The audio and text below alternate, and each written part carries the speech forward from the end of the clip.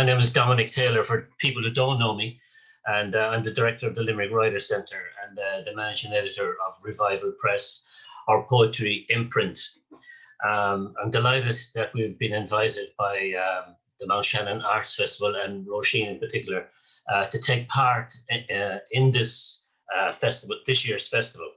Unfortunately, we're all being pushed into a little bit of isolation over the pandemic, and but I think we can still form a nice little poetry community among ourselves here and have a nice reading.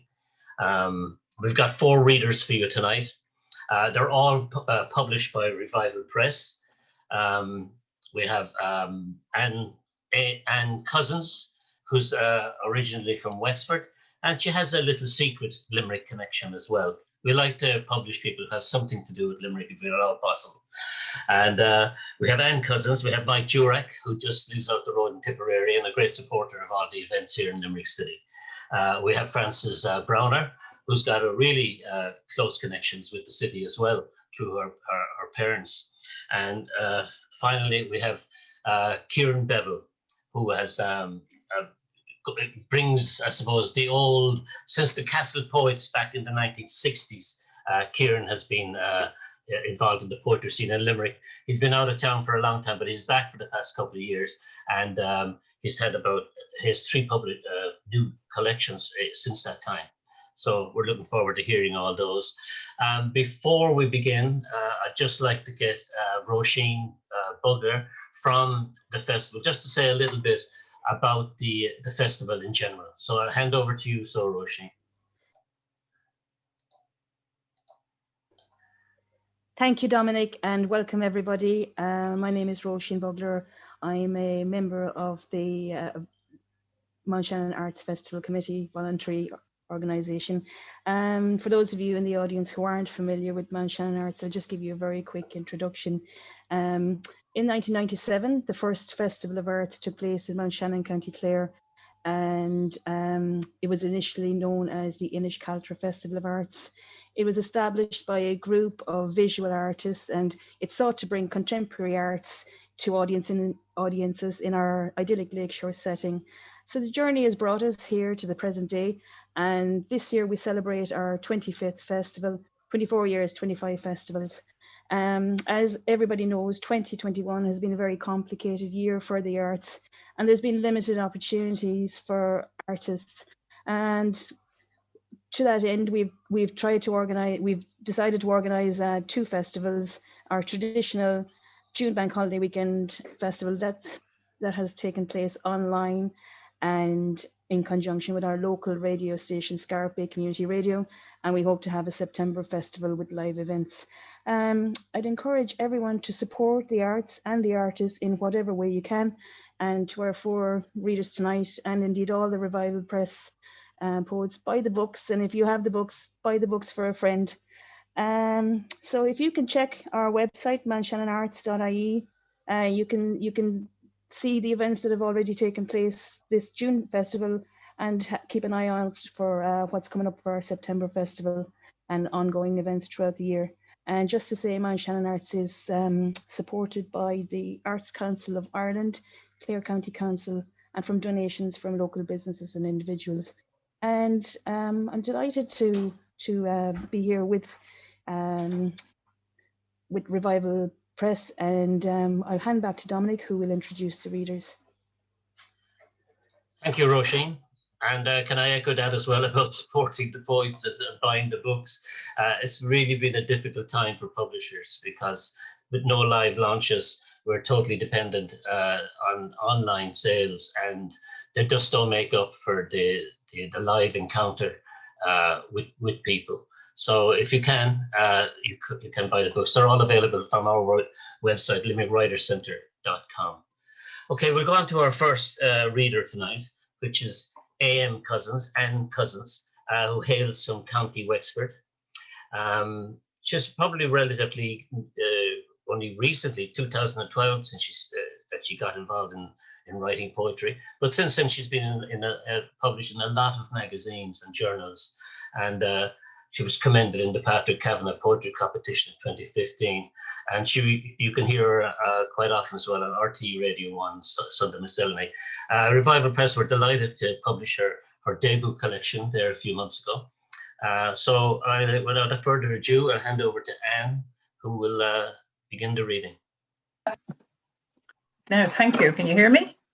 You there? Yes. Yes. Thank you, Dominic, and thank you, Roisin, for having me at Mountshannon.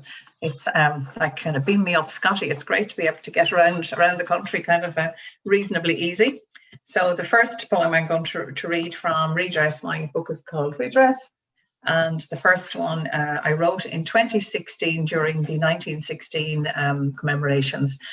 And when it seemed like everybody was reviving and recovering their Republican roots and fighting for Ireland, except nobody in my family had ever done any fighting like that or anything, as far as I could see. So I kind of thought about it, and I wrote about my great-grandmothers and what they were doing in 1916. Foremothers, 1916. During that Irish spring, my foremothers were busy. No time to spare for rebellion. Maggie Keating survived the last of her 16 confinements, struggled to her knees, and gave thanks for a breathing child. 3 miles away at Hill Kilturk, Mary Ann Cousins smelled the bloom of consumption on her boy's breath and knew the worst was still to come. Lizzie Moore found the May bush adorned with ribbons and gold sovereigns, a proclamation of love from Doyle the baker. And poor Ellen French, under a mound in Amberstown, labour and care forever done, never heard the news that on a glorious Easter day, excuse me, the Ryan girls from Toncool concealed dispatches in their corsets and risked all for freedom, while Una Brennan, pale and faint with morning sickness, took the train to Enniscorthy to fly the new flag of Éire over the town. My foremothers were keeping house, keeping watch, keeping faith, hoping there would be something left for them when they looked up from their work. And another 1916 themed one was written in response to Pádraig Pearse's poem, The Mother, one that we all learned in school and which started with, I do not grudge them, Lord. And even as a child, I kind of couldn't imagine how a mother would not grudge losing her children. Blessed, after Pádraig H. Pearse. I grudge them more than any of you will ever know, my 2 strong sons and their stupid, bloody protest. I have cried all day and all night, every day and every night since then, ever and forever. No amen on my tongue. For Pat, our melancholic prophet, fainting at a drop of blood, but calling out for insurrection over an old warrior's grave. He set off that morning, his pawn shop sword threatening to catch the spokes and throw him off his bike. And Will, my baby boy, his big brother's shadow, took the tram to town to throw away his life too. You must not grieve. You too will be blessed. Pat wrote to me that terrible day. Blessed? Ha, I tend the graves. I feel the burn of lime on my boy's flesh. To excuse the coughs, it's the bit of hay fever on the fine day. Now, the next one I'm going to read is about my father. And this was written about the last journey that he made from hospital back to Kilmore. Ambulance. I never thought it would come to this. You in a hospital bed, fast asleep on a bedpan, your penance for calling the nurse too many times. And us ducking and diving, hiding in shadows to watch while you slept, wiping your face while you wept. We smuggled in sweet contraband to spoon feed our darling man. dishes of semolina, creamy and sweet, stewed apples with magical properties. And that last journey homewards in November, a rough ride on the car ferry to Ballyhack, the painful climb to Arthurstown, your stretcher bed rattling along the new line from the mountain of Forth to the old barony of Bargy, past the crosses in the Skeoch, the cemetery gates with their fresh white paint, down the road to Balask, and the welcome crackle of tyres on your neat gravelled yard. You saw none of this, only the insides of your eyelids, the ambulance ceiling, and my brother's gentle face. They wheeled your stretcher in, shut the front door behind you.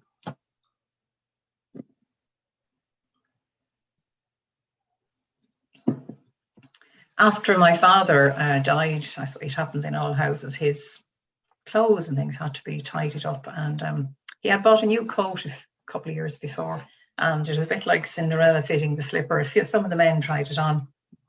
This is about his coat. Fitting. And who will wear our father's coat? Navy blue and lined with gingham. It was a bargain in Wallace's at the time. We agree he always had a sense of style. The fitting starts with the eldest son. Body too loose, sleeves too tight. He hands it to the brother, the bigger build. The sleeves too short for him, it refuses to close on his chest. 3 grandsons take a turn. Young shoulders stretch the coat.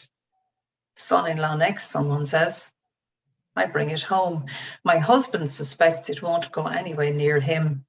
It hangs for a day or two on the banisters. Then I put it on. Like a second skin, snug as anything, I roll the sleeves back to make stylish cuffs. I wear it all that day. By evening, my body heat has revived his smell. I breathe in his sweat one last time, pluck a few white hairs from the collar, then bundle it into the wash with some socks for company. Comes out like new. I take it everywhere with me now. Don't tell me there is something strange about a woman in her prime wearing her father's coat.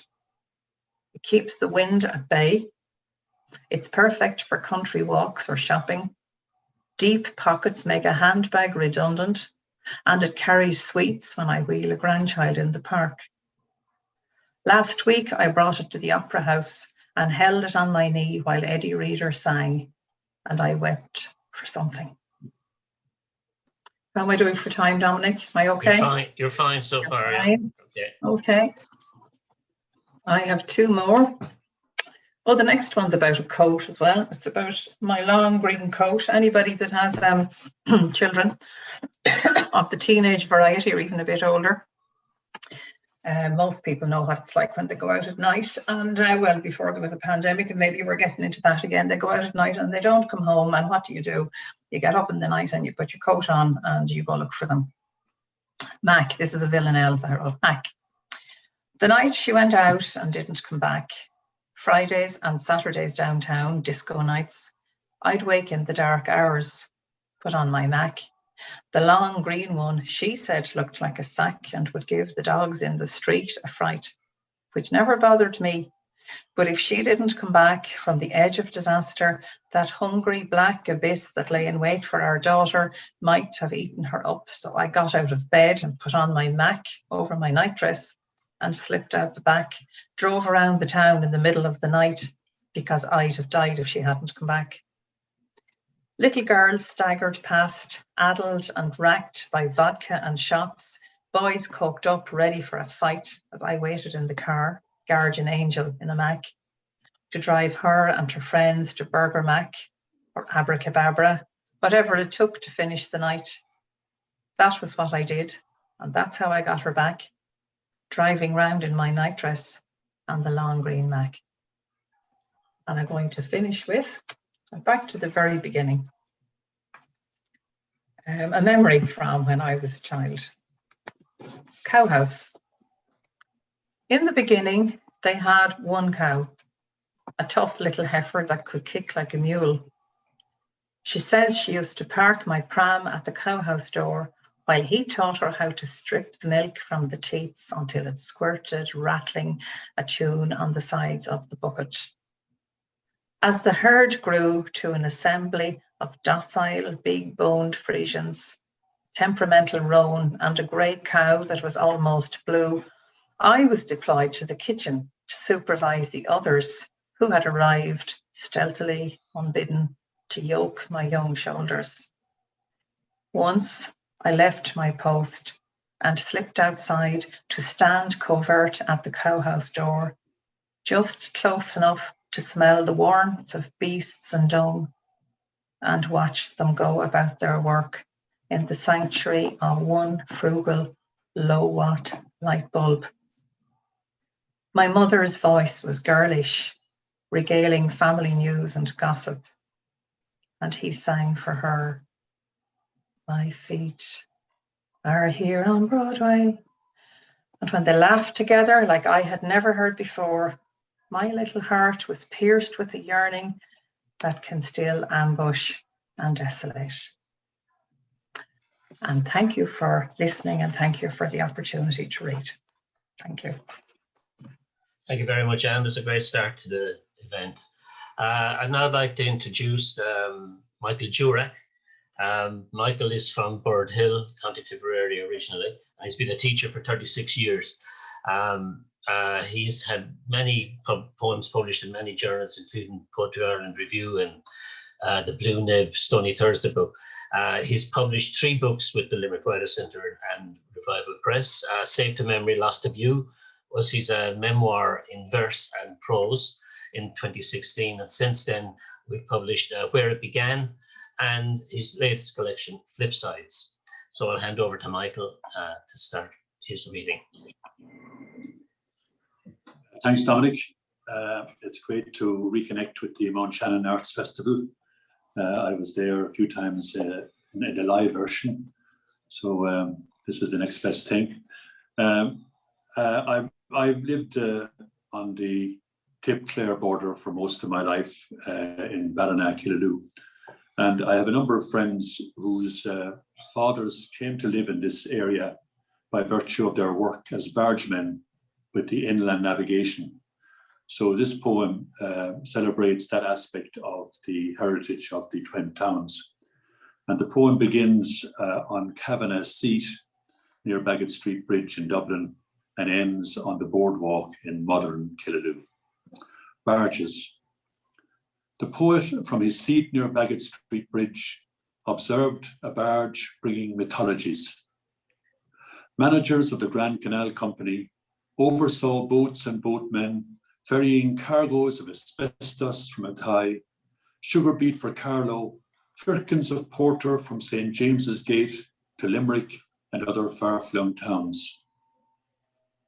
Deckers, engine men and greasers, with quick wits and jazzy nicknames, Gorky Man Anderson and Bishop Whelan, Lam Conlon and Tom the Guy, B&I John Dunn and Joni Judge, Cape Town Maher and Lucky Roach, Bogeyman Kelly and Banagher Jack, grew acquainted with long days and short pay, absences from family, bugs, blow lamps, hot bulb engines, backfire, black smoke, perils of flywheels, stop ropes, lake swells, and hauntings at Lanesborough and the 13th Loch.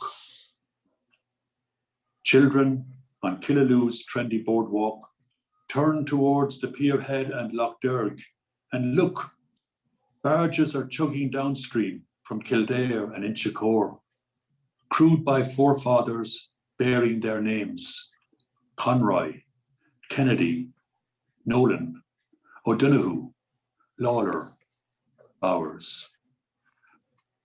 And before moving to Ballina-Killaloe, I grew up in a small rural area in North Tipperary near Bird Hill, and I was subjected in my childhood to numerous rituals, including many religious ones, like the nightly saying of the Rosary.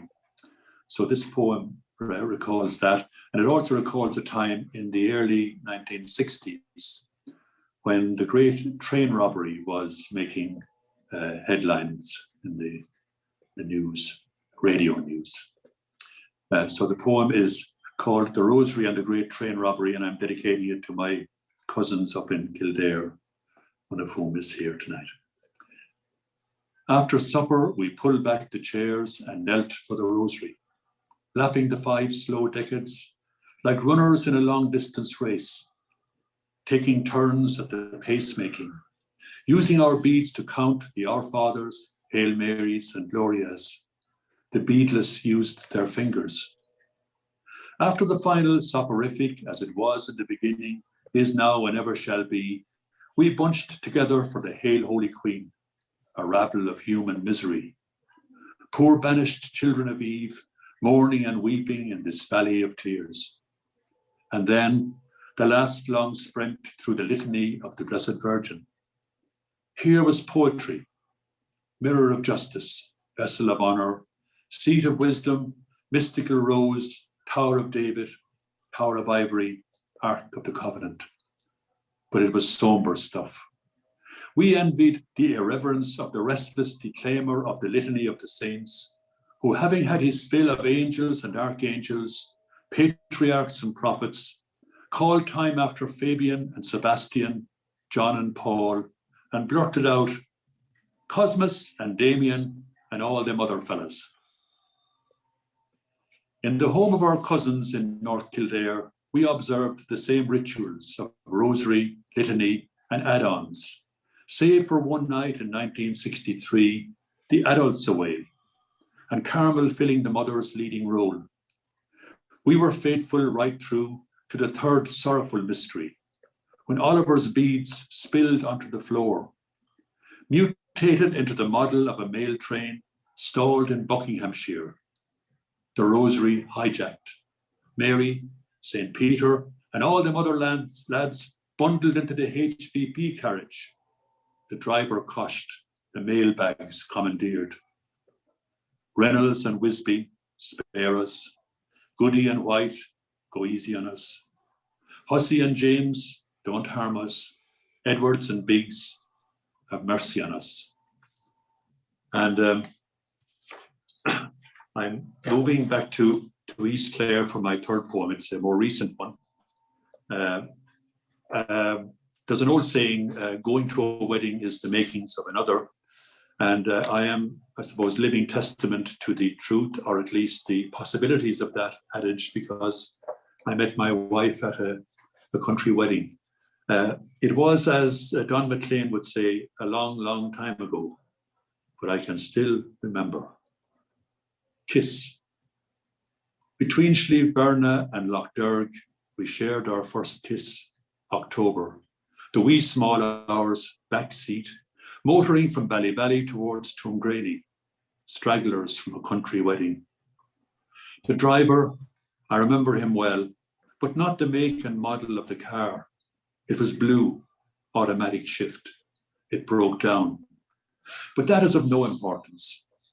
What matters is that somewhere in the dark, in Ballycuggaran or Ballyloughnan, in Rahina Moor, Rahina Beg or Cahir, in Ballyhurley, Ballyheafy or Bale-Kelly, your lips touched mine for the first time. The townlands, undistinguished and untraced. We might have been voyagers lost in space. But now those ancient tracts of land I bless, because somewhere on the road between the tribal Ballys and Raheens, our mouths connected in a loving kiss.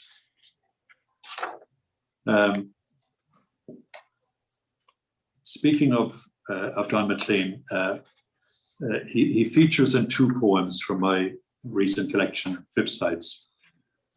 For a brief time in a previous life, I adopted his greatest hit as my party piece. And I thought it was an inspired choice because everybody, without exception, knew that song. And then one night at a staff social, I discovered the exception to the everybody. This poem is called American Boy. Pressed to do my party piece at the staff Christmas social, After the mandatory protests and demurrals, touch of a cold frog in the throat, out of practice, having sung in yonks, I sidle up to the microphone, sling the guitar strap about my shoulder, and strike a swaggering Don McLean pose, while the genial master of ceremonies solicits the title of my chosen song. A long, long time ago, but I can still remember how Martin's intro made me smile. Acharja, Michael Jurak is going to give us The American Boy. Oh, that's a new one. I mentioned Patrick Kavanagh in the first poem, and about 20 years ago, the Kavanagh Society up in Inniskeen floated the idea of a national commemoration of the great Monaghan poet. And the idea was that groups throughout the country would select a waterside location and stage a reading of Kavanagh poems. And at the time, I was a member of the Killaloo Writers Group, so we had no problem finding a waterside location, whether by lake or river or canal or a combination of those. So we went ahead and arranged a reading. And around that time, the late great comedian and entertainer Brendan Grace had come to live in Killaloo. So we invited him to join us and maybe give a rendition of on Raglan Road. And he agreed. So this poem recalls the occasion. It's called Acapulco. Called upon to commemorate the poet Kavanagh by water, canal water preferably, we selected our favorite poems of wonder and redemption and roped in Brendan Grace to sing on Raglan Road with the backing of a fiddle or a guitar perhaps. Thanks, but no thanks. I'll do it Acapulco.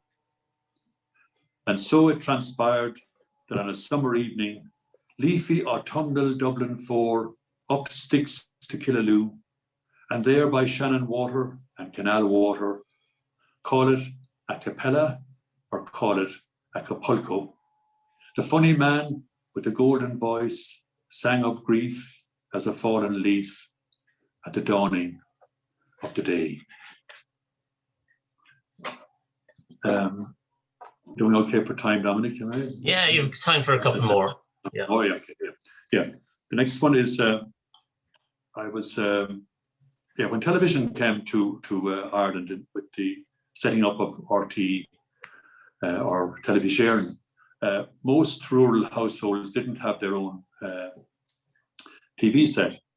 So I had the experience of going out to visit the homes of more affluent neighbours to catch my favourite programmes, and that meant having to confront my childhood fear of darkness, a patch of darkness. 40 paces, give or take, from our front door to Maroney's black and white TV. The first 10 bathed in kitchen window light. The final 20 lit by a public lamp above a crossroads public water pump. A patch of utter darkness in between. They say that darkness is mere absence of light, a gravelled path the same morning as night. But tell that to the bandits and assassins, to the sly beasts lurking in the bushes. Tell it to the boy, hot-footing, heart in mouth, to catch the fugitive or arrest and trial. I'll finish with a few short recent poems. Most of the poems I've read are from Flipsides. I was working on a poem recently set in Moscow, in which I was including a reference to the grave of the composer Prokofiev. And while I was doing a bit of research on Prokofiev's life, I stumbled on a remarkable coincidence. And that gave rise to another new poem called Angel of Death. Moscow, 1953, the 5th of March. The Angel of Death paid 2 house calls, the names of Stalin and Prokofiev in his book. In the House of Unions, the agent of the Great Terror reposed. The morning begot such mass, such urgency. The angels swooped and reaped 100 more. Amid the chaos, the maker of music was manhauled through back streets against the human tide. At his funeral, there were 30 souls, one for each piano, violin, and cello concerto, his every ballet, opera, symphony. And I'll finish up with a COVID poem. For the last 15 months or so, I've been writing quite a few poems about the pandemic and the various lockdowns, some serious and some not so serious. So this is just one sample. And one morning I was listening to all the grim stuff from talk radio, and I switched over to Classic FM, and I caught the pleasant tones of Johann Sebastian Bach's Sheep May Safely Graze, and that prompted the following poem, which is called Unsafely Grazed. Sheep may safely graze, nibble on moors, freely roam, while we do click and collect, resort to takeaways, eat at home. Cattle may safely graze and sup, contentedly ruminate, while we stare at empty pubs, curse lockdowns, stagnate. Giraffes may safely graze on high leaves, craning their necks above us, sanitized, mask-wearing, socially distanced, nervous wrecks. Once we were proud, we walked tall. Now, half stoic, half crazed, supplicants who creep and crawl, our scabby knees unsafely grazed. Thank you very much. Hey, Michael, great. I love the musical references in your poetry. We'll move on to our third reader, Frances Browner, from Greystones in County Wicklow. And Revival Press published her first collection there over 12 months ago now, I think, in 2019, called Roots and Wings. And as I said, she had some tremendous connections with Limerick through her family. So I'll hand over to Frances. Hi, everybody. Thank you, Dominic. And thank you, Roisin, for inviting me. I'm going to start actually with the title poem, Roots and Wings, which I read 2 years ago in Mountshannon at the Bard on the Barge Festival. And the theme that year was Roots and Wings.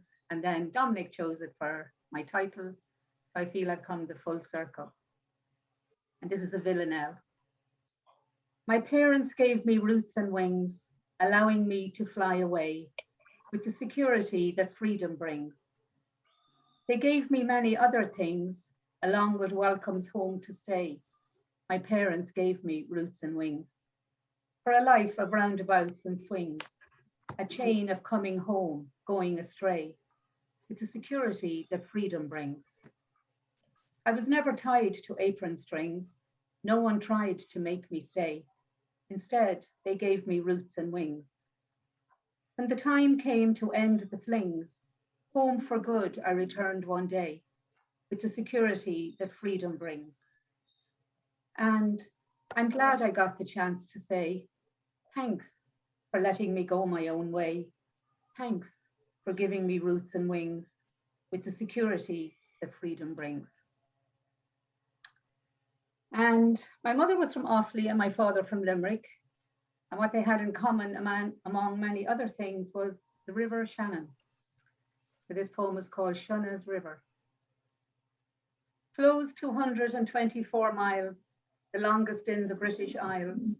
From Cavan's cross-county mountain cap, it weaves its way into Limerick's lap, draining a fifth of this fair nation, dividing west from east and south, before tipping it into the Atlantic Ocean, coursing 11 counties on its route. Offaly, birthplace of my mother Sal. Her father and grandfather were lock keepers, where river meets the Grand Canal.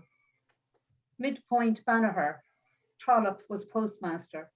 Charlotte Bronte honeymooned here, picnicked on the water, where all owned a boat, she wrote, or hired or borrowed. Ma met Da at Shannon Bridge Carnival. Within a year, wedding bells followed. At its mouth, Da had learned to swim. His brother Mike caught slippery eels. Their grandfather founded a boat club, captained the first Shannon rugby team. There is an Isle, their Limerick parish anthem. This river is the seat of my ancestral hearth. Forefathers ran regattas on its Curragar foam, called after Shona, Celtic goddess of myth, where ashes will scatter when they all row home. So then 8 children later, this is what our household kind of looked like. And it's called Careful.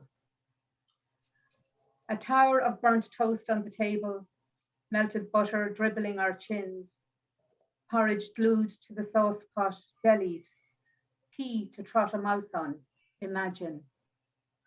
Clothes drying on the radiator, whiffs of sunlight, aerial surf, Ma making lunches, 2 cuts of bread and a banana mashed black, strawberry jam for buzzing bees in the schoolyard. Baby shuffles the floor on his bum, Da snaps his newspaper shut, and we file out one by one, indifferent, 7 of us into the Volkswagen, into marriages, immigration, careful families of our own. So then we moved to Dublin when I was 7, into a newly built estate. So there weren't many children my age. I think the next girl to me was 3 years younger. So instead I built a little imaginary world and I called it my secret place. I used to run up and down the avenue from our house to the shops and back. I can't keep up with her, my friend Gail complained. Ma just laughed. I used to run up and down the kitchen floor from the hall to the back door, clapping my hands. Everyone else watching television, ignoring me. I used to jump up and down at the sink when I was supposed to be washing the dishes or drying, my hands on the draining board for an extra spring. No wonder she's thin, Auntie Peg used to scold the cousins when they protested I wouldn't play, that all I did was run up and down all day. But I was in another world, winning Eurovision, the tennis at Wimbledon, Miss Universe, Miss World, the Rose of Tralee, whatever was on the TV. I was Twiggy, Mary Quant, Scylla, Sandy Shaw, Lulu married to the Bee Gees, married to the Monkeys, on top of the Pops, the front page of Jackie. I was Enid Blyton and Lorna Doone, the Bobbsey twins and Anne of Green Gables, the famous 5, my own secret 7. I was in Bunty, Judy and the 4 Marys.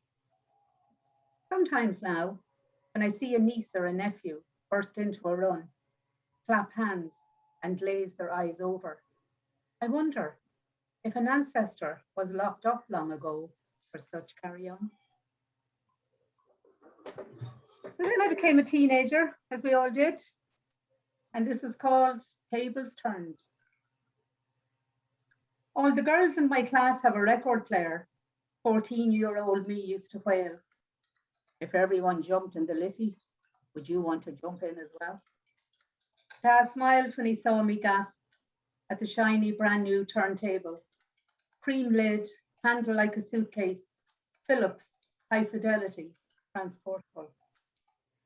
I lugged it from Busaurus down the country so my cousins and I could learn to jive. Quick step around the kitchen floorboards. Suddenly you love me, or only 45. Jesus, but you're a swinger. A lad all the girls wanted to dance with was surprised. Did you take them lessons up in Dublin? I taught myself, I timidly replied. LPs too turned on that table. Abbey Road, Sgt. Pepper, Ziggy Stardust, Fleetwood Mac, until I bought myself a cassette deck and Carly Simon's No Secrets tape cassette. All tossed into a skip the day Dad's house was emptied and I wasn't there to supervise. Now the beechwood stand is used to store encyclopedia that did manage to survive, and nephews pay a small fortune for vinyl from 75. But then I flapped my wings and went to Paris as an au pair girl, and found little notebooks since that I used to scribble out words of poems in French, surprised myself. And then in 2015, after the bombings of Paris, all these memories came back. Paris la plus belle. Familiar streets flashed the screen, landmarks from my past. A young au pair pushing a pram through Jardin de Tuileries, Les Invalides, by La Tour d'Eiffel and Notre Dame. Alone at night on Rue de Pont, safe in my chambre de bonne, dreaming of l'amour with Patrice Lemaitre, the music of Maxime Le Forestier. The following words lament the loss of that love. 40 years later, I apply them to Paris. Il est l'aube, la jour va commencer, après une nuit longue pleine de nuages. Je vais voir encore, le soleil se lève, et il y aura de la lumière après cette nuit noire pleine de douleur. It is done. The day is about to begin after a long night full of clouds. I am going to see the sun rising again. There will be light after this dark night full of sorrow. So again, back in the day, I went on a lot of holidays to Greece. I think 5 years in a row, we went island hopping, as they called it. And then recently, of course, again, we saw photographs of different visitors coming there.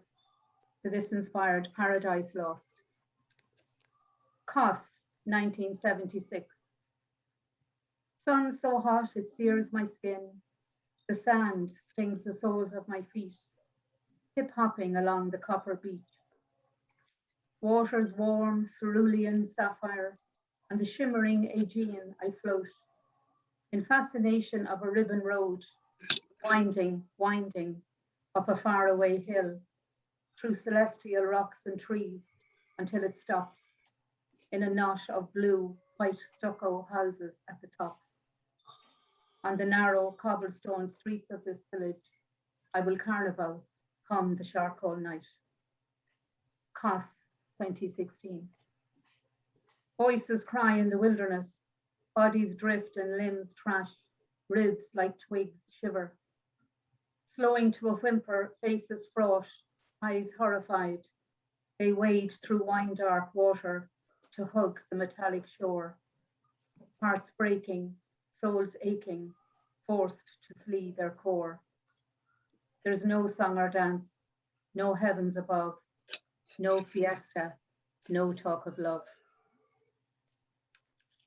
Then in 1987, I went to New York for the summer and I stayed 20 years. So a friend of mine's son said lately when I went for the weekend, "Mammy, do you think she'll stay long?" So I assure you from now on, I'll go home when I'm supposed to. So this is called Manhattan, and this is a pantomime. I climbed up from the subway, arched my back to see the sky. Tall buildings seemed to sway, stone trees in a concrete pile. Arched my back to see the sky as a stream of traffic rippled by, stone trees in a concrete pile, soaring towards the sun's fire. As a stream of traffic rippled by, tall buildings seemed to sway, soaring towards the sun's fire. I climbed up from the subway. So now I'm back in Greystones, 14 years, the longest I've ever lived anywhere in my whole life, would you believe? And last year I curated the poem Poet's Wall in Greystones, which was inspired by Dominic's Limerick Wall. And for that I wrote this poem, Home at Last. I was first tempted to try an alcoholic drink in the beach house down at the harbour. Vodka, blackcurrant and white lemonade. It was the summer of 71 regatta. My brother Jerry moved here in 89. We thought he was settling in the sticks. No dart, no N11, only a hungry monk, 3 coffee shops, 2 pubs, and some chips. In Montauk, I met up with the brothers Ryan, Paul's Caffrey, Donnelly, Adi and Roisin. On a jetty overlooking Long Island Sound, they spoke of their magical hometown. Apartments are being built in Charlesland, my sister-in-law said to me. So I shrugged, disinterested, while I logged onto daft.ie, and thus began my homeward journey. So I'll finish now with another old poem I found recently, and I actually started it in that Bards on a Bard workshop with Angela Carr, and it's called The Wild Geese. We all used to gather in the Wild Geese, our home away from home. Had we grown wings and flown, or were some of us forced to take flight? Many were rooted to the bar, on the same seat every night, looking out onto Broadway. There were no theatres here, no neon lights, only a wide road and a park on the opposite side, red bricked apartment blocks to the left and right. We were a family of sorts, our homeland binding us together, the laughter, the crack, the banter. There was despair too in some eyes, but little spoken of, unless at 4 o'clock in the morning, when the bar was quiet, with only 1 or 2 left. That's when the stories came pouring, when loneliness set in, and relationships were slung together with hope. We got married young, an older Irish lady told me, because we wanted to make a home. That's it. Thank you very much for listening.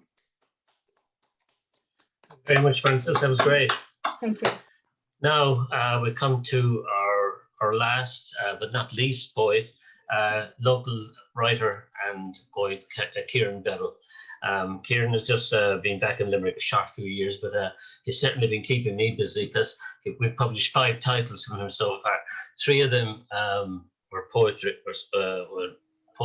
collections, and his latest one, The Voices from the Void, is just released but not launched yet. Hopefully we'll get a live launch out of that pretty soon anyway.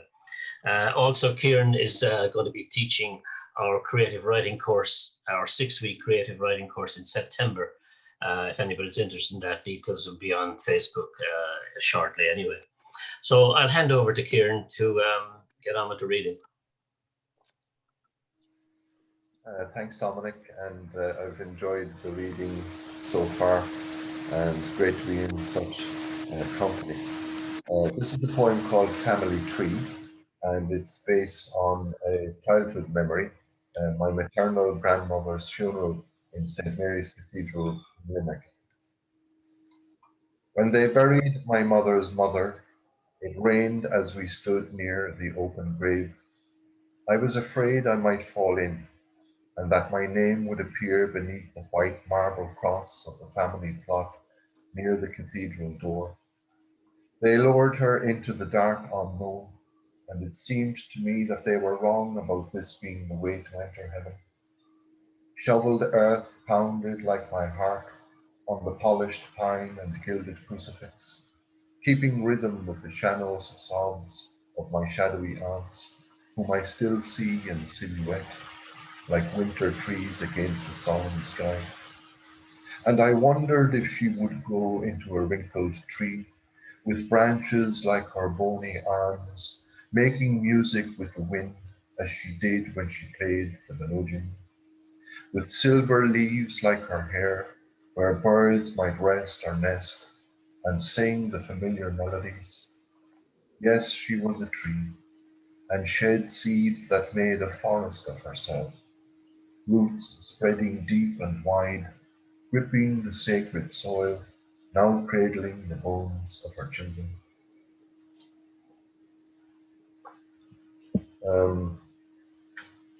This next poem is Carnival Night, and I think it just speaks for itself. It's a memory of a particular place, a particular time, a long time ago now, carnival night. We strolled through rows of stalls, lit with coloured bulbs, your heart as light as candy floss, in that seaside town, where we played pitch and toss, dizzy from swing boats, chairplane and carousel, where you straddled a unicorn and giggled like a girl. In the thrill of the dodgems, you held me tight. Bursts of sparks like shooting stars fell in that nighttime fair, metallic smell and the coconut scent of your henna hair, laden with laughter and prizes, as pellets pinged from the crooked barrel of a rifle, which we gave to a mother with twins. We shared chips, sun wrapped in a page 3 scandal on the pier. Boats moored to a voyeuristic moon bobbed, vinegar blending with the salty air, diesel in iridescent pools, creosote ropes and a hint of fish near lobster baskets. You sat on a bollard, the wraparound skirt that I bought for you in Camden Market, peacock pattern splaying in the wind, rhythm of water lapping that evening, boats with tire walls softly heaving. This next poem is called Blue Hydrangeas. He found her by the blue hydrangeas in the shadow of time-chiseled hills, where cairns of memories guide through veiled paths. That was beneath the paths where she nursed her kids, under slate quarried from those fells. Streams gushing like laughter slowed into the river of many years, like a silk ribbon curving in a gentle wind. He placed blue hydrangeas beside her name in stone, as dark clouds draped the torrents like a mourning veil, where he picnicked with her before their limbs grew sore. Then he went home alone. This is one I posted on Facebook today and got a little bit of a reaction. It's called Cooking with Nigella in Lockdown. Like Michael's pandemic poems, this is a bit more frivolous, I think, but nevertheless, a contemplation that emerged from being locked up too long. Cooking with Nigella in Lockdown. Today I cooked with Nigella Lawson, elegant and dizzyingly eclectic in the kitchen. Simple thin base pizza. It was truly awesome.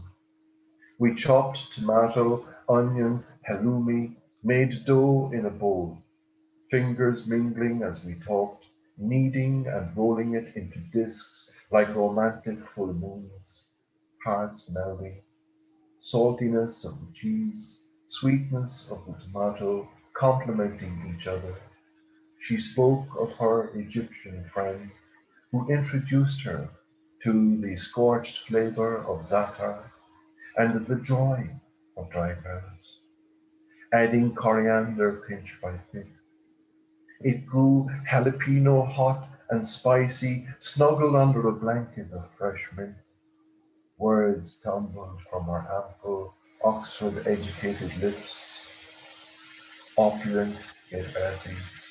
She drizzled virginal oil, eyes like ripe black olives, I salivating to her seductive smile.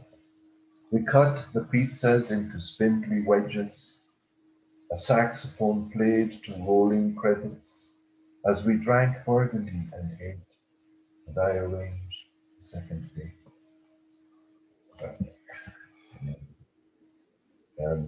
This is called Masquerade Ball, and last night I dreamt I went to a masked ball where chiffon and satin dresses swept the grand Venetian hall. A quartet played as we assembled to the romance of their ensemble. I fancied you were there, though I could not be sure, I hoped. The ghosts of glory gathered, Mind hugs from afar and fond kisses from their fingertips. Though the music played, nobody danced. Cocktails were served by a lady's hand in velvet gloves, sipped through lipstick smiles, and we longed for love, to embrace and kiss each other face to face. Then I awoke, yearning for such bliss. This next poem is called Hotel Breakfast. I'm sure we all know the experience of arriving at the buffet in the hotel, and maybe this will jog some memories. Freshly showered and wide awake, I stride down the carpeted corridor to the dining room. Tables draped in laundered linen, under fluorescent light gleams bright. Folded napkins in brass rings seem like crowns for kings. A queue of sleepy men at the buffet pile fried fare onto their plates.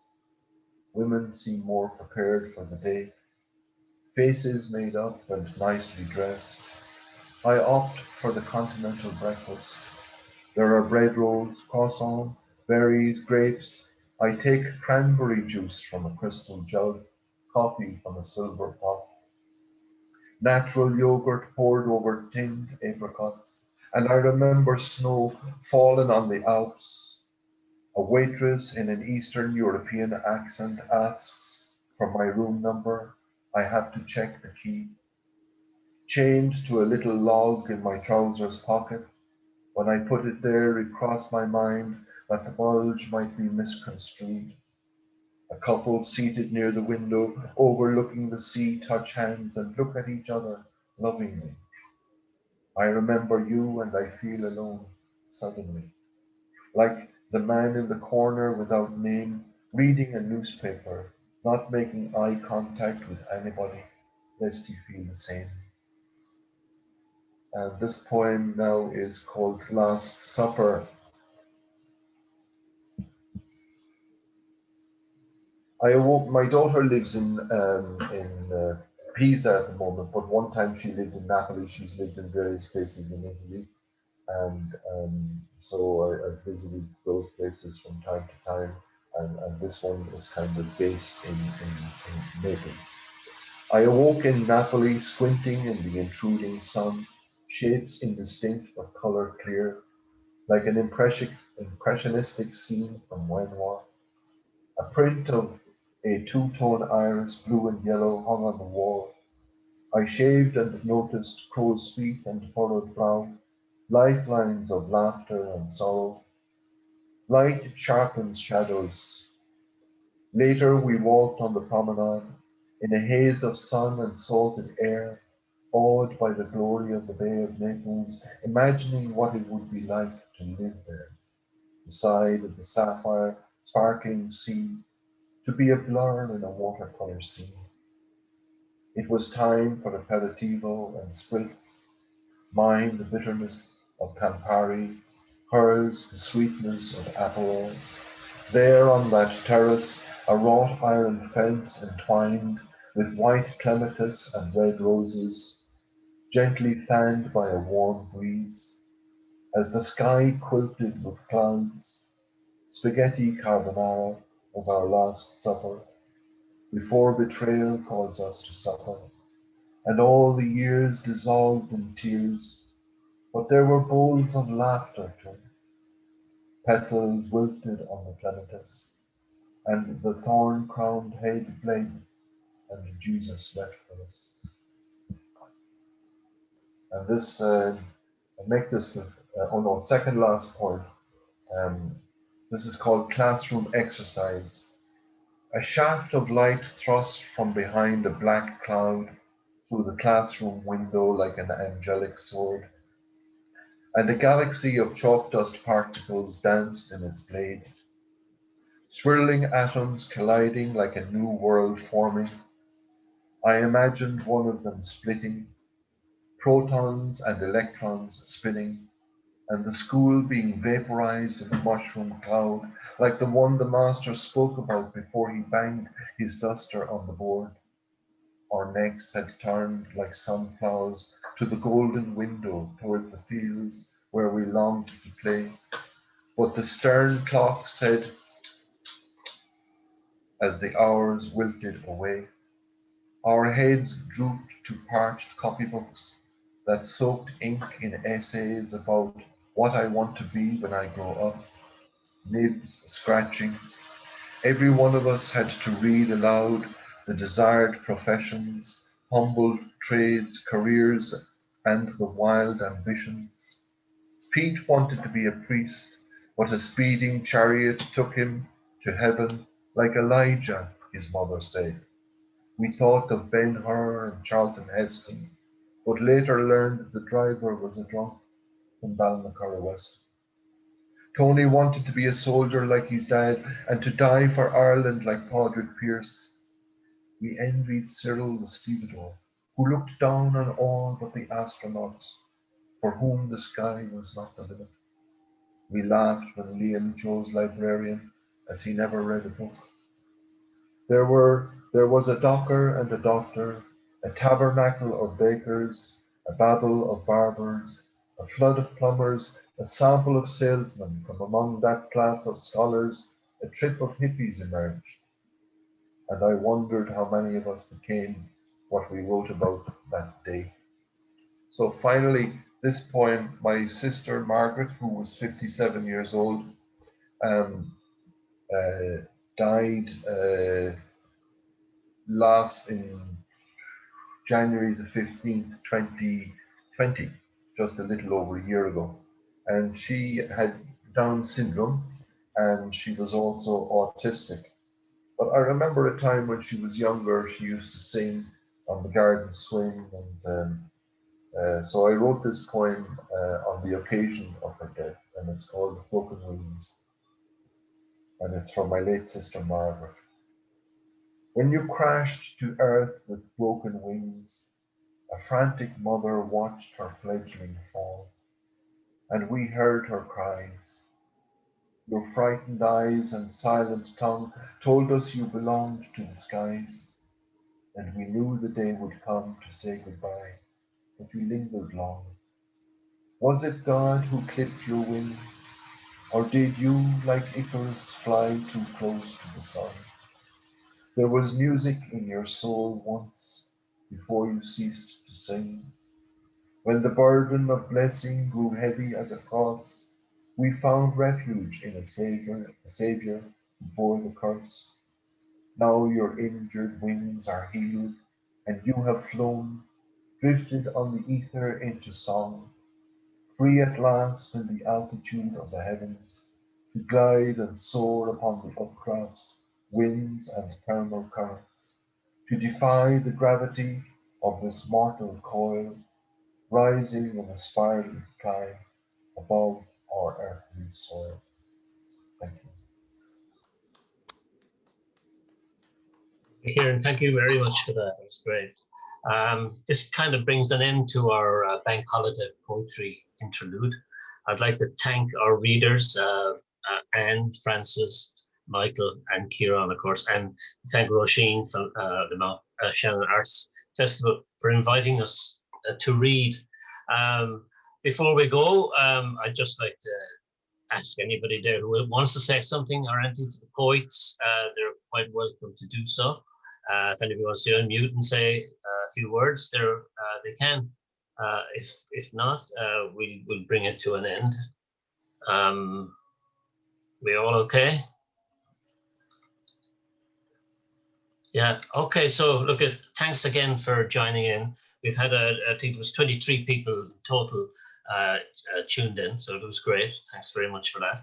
And again, thanks to Roisin, thanks to all of you as well. And hopefully we'll see you all in a live venue in the not too distant future. So I'm going to bring the meeting to an end. Okay, thank you. Take care. Good night. Thank you, Dominic. Bye. Thank you, Bye, everyone. Francis. Bye. Bye-bye. Bye. Joan for coming. Thanks, Mary. Thanks, Maura. Bye. Thanks, Bye, everybody. Francis. Bye-bye. Bye-bye.